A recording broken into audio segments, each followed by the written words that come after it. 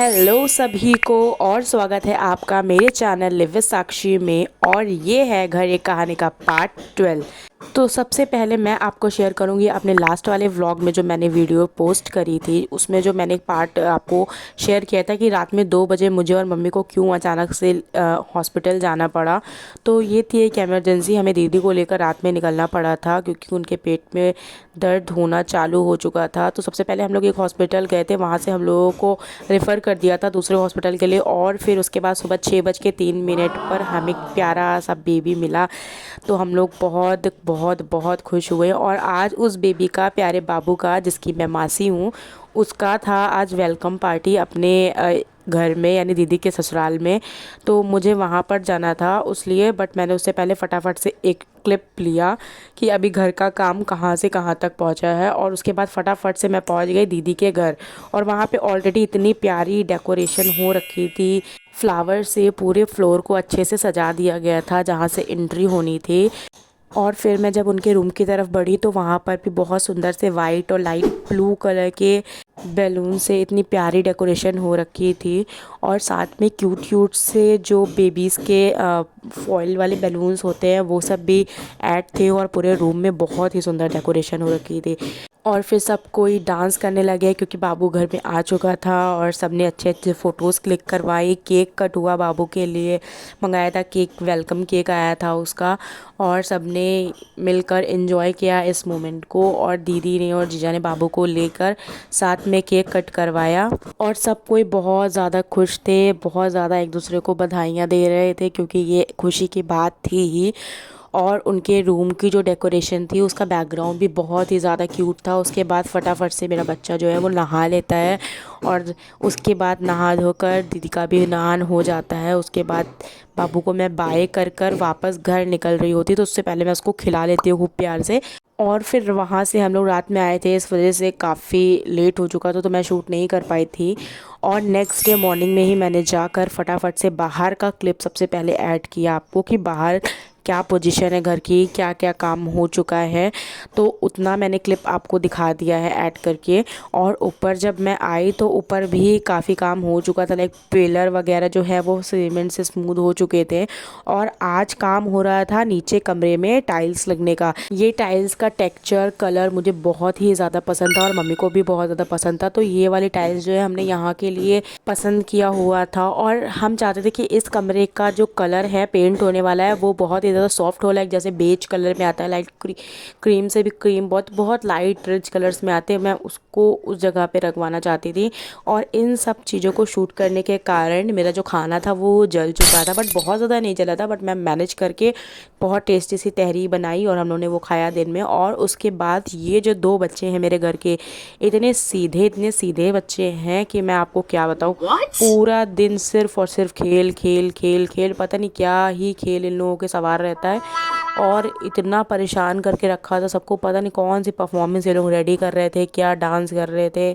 और वो जो एक देवी है हमारे यहाँ पंखू, वो तो उनका तो जो दुपट्टा है वो हट ही नहीं रहा था। और अब वंदे मातरम पे इनका डांस शुरू हो गया था। इन लोग कौन सी परफॉर्मेंस रेडी कर रहे थे, पता नहीं 26 जनवरी की रेडी कर रहे थे, क्या कर रहे थे, बट बहुत ज़्यादा शैतान बच्चे हैं ये लोग।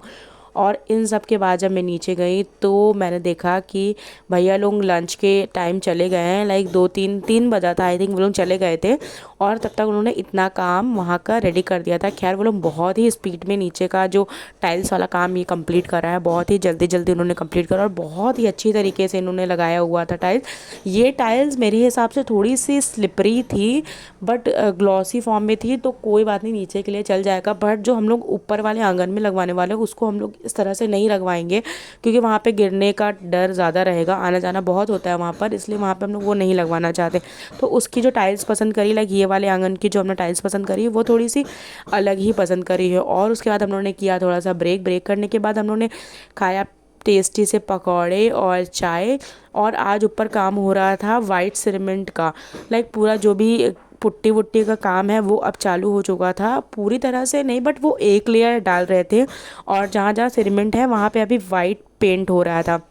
जब इतना काम हो ही रहा था तो मैं भी नहा धोकर फटाफट से सोची एक काम हम भी कंप्लीट करवा देते हैं। जैसे कि जो टंकी ऊपर लगनी है वो बहुत ही ज़्यादा गंदी हो चुकी है, क्योंकि अभी तक साफ़ नहीं करा गया इतने टाइम से। और सामने वाले घर में आई हुई थी विदाई, यहाँ पे चल रही थी शादी, और मैं भी फटाफट से छत पर आ गई थी। और मैंने एक कंपनी से बुला रखा था टंकी साफ़ करने के लिए। ये कंपनी बहुत ही अच्छी थी, उन्होंने क्विक रिस्पॉन्स किया। मुझे कंपनी का नाम नहीं याद है, बट मैं कोशिश करके उसको टैग कर दूँगी यहाँ पे। और उसके बाद ये लोग आकर पूरा टंकी अच्छे से इन्होंने क्लीन करा। और उसके बाद पापा के जो कबूतर है उन लोगों को पता नहीं क्या इंटरेस्ट आया उसमें, वो लोग वो देखने चले गए। और उतने में मेरी मम्मी आती हैं सब कुछ चेक करने कि ये सही है या नहीं सही है। और जब वो खोल कर इसमें देखती हैं तो साइड साइड का जो टंकी था वो तो पूरा क्लीन हो चुका था, बट जो अंदर की लेयर थी वो उसमें थोड़ा थोड़ा सा पीलापन था। वही देख कर मम्मी मेरी कह कि कैसे साफ़ किया है आपने, कैसे साफ़ किया है, इसको फिर से साफ़ करवाइए। और ये वो तो बेचारे भैया लोग इतने अच्छे थे, वो कंपनी वाले, वो 2 लोग ही आए थे और बहुत जल्दी आए, उन्होंने बहुत जल्दी क्लीन किया सब कोई। और अगर हम सेटिस्फाई नहीं भी हुए हैं तो उन्होंने बाद में फिर से मशीन अपनी बैग से निकाल कर उसको फिर से साफ़ किया और बहुत ही अच्छे से क्लीन करके अपने जो भी पैसे थे वो लेकर वो लोग वहाँ से चले गए। बट मैं ये कहूँगी कि ये लोग बहुत हम्बल थे और बहुत ही काइंड थे। सब बहुत अच्छी तरीके से उन्होंने मैनेज करा कि अपने क्लाइंट को कैसे खुश रखना है, कैसे उनको दोबारा रिस्पॉन्स करना है, सब चीज़ें उन्होंने बहुत अच्छे से मैनेज कर दी। उसके बाद प्लम्बरिंग का काम हो रहा था, क्योंकि इस टंकी को भी आज के आज ही इसको भी ऐड करना था उसमें। तो पाइपिंग जो भी चीज़ें होनी है वो सब चीज़ें, प्लम्बरिंग का काम भी अच्छे से चालू हो गया था। और फिर नेक्स्ट डे हम लोग ने बुलाया दोबारा टाइल्स वालों को, क्योंकि नीचे भी टाइल्स जो उन्होंने लगाई उन्होंने बहुत अच्छी लगाई है। तो वो ऊपर वाले जो वॉशरूम में और बाथरूम में भी उनको ही बोला गया था, तो उन्होंने आकर टाइल्स लगाना चालू कर दिया था। इनका काम हमें बहुत ज़्यादा पसंद आया था, क्योंकि नीचे जो टाइल्स उन्होंने एकदम बारीकी से बहुत सुंदर तरीके से फिनिशिंग के साथ लगाई है। वो मैं बहुत जल्द आपको शो करूँगी व्लॉग्स में।